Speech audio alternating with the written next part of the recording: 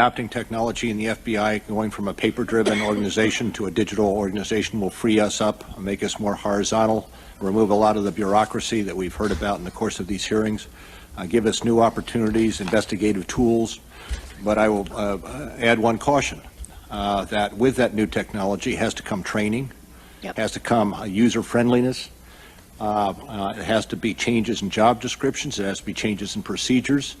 It is one thing to bring in boxes. You can bring in the computer, you can bring in the software, you can bring in the hardware. But if you do not provide the changed business practices, if you do not provide the training, if you do not provide the user-friendly interfaces, then you will be going no place. And so while people talk of tech...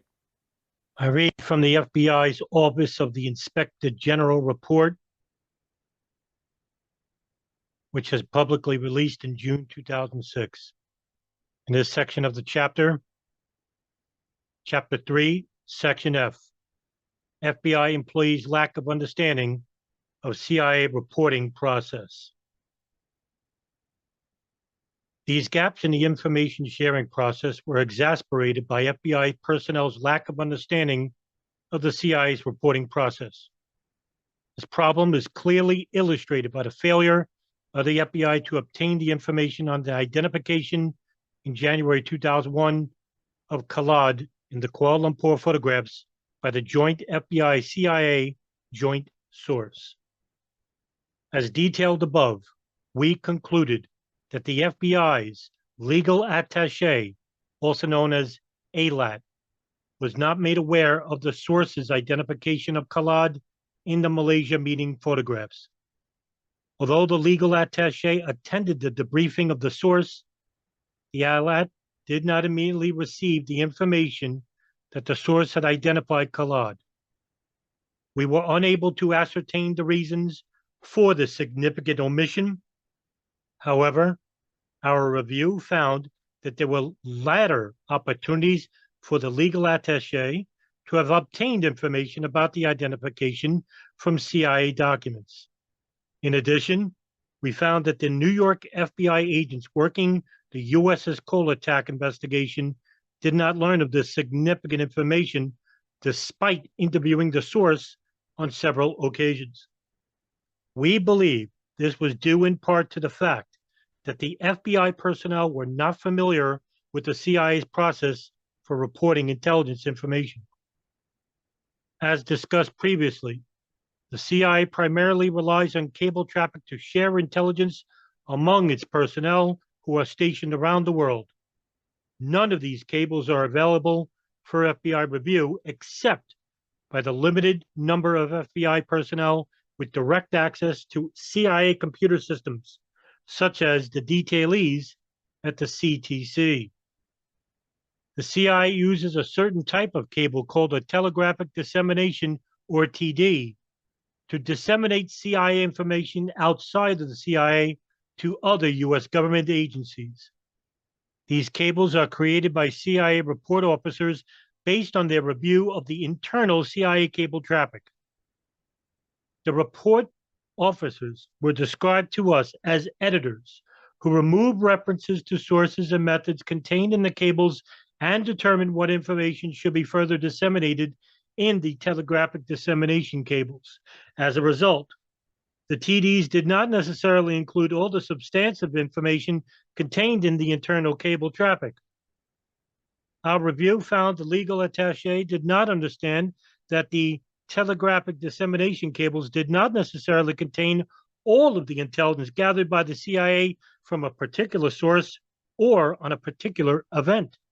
The legal attaché had been keenly aware of the significance of Khalid to the FBI, and contemporaneous FBI documents outline his efforts in mid-June 2001, January 2001, to try to ensure that all the information obtained from the joint source was provided to the UBL unit, the FBI headquarters, and the Bin Laden squad in the New York field office. However, he relied on the telegraphic dissemination cables concerning the source's reporting to ensure the completeness of the information that he had provided to his FBI colleagues. The legal attaché erroneously believed he had obtained all the source reporting through the TDs. This was not the case. The January 2001 Collard identification was only reported in an internal CIA cable and was never included in a TD. In addition to the legal attaché, New York FBI agents working on the Cole investigation told the Office of the Inspector General that when they read a TD regarding a particular subject, which they could access through CT Link, they mistakenly believed that it contained all relevant information from the source debriefings.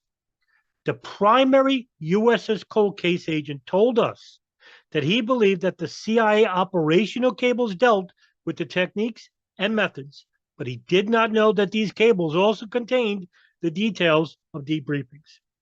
He said that he had assumed all the substantive reporting would be contained in the telegraphic dissemination cables, so he never asked the CIA to allow him to review the underlying cable traffic. If these FBI employees had a more thorough knowledge of the information flow within the CIA, they could have ensured that they received all the relevant information from the joint source. This was especially significant in the case of Al-Hazmi and Al-Midar because the CIA and FBI had decided the majority of the joint sources reporting would be handled through CIA channels, and the legal attaché did not independently report in FBI documents most of the source's information.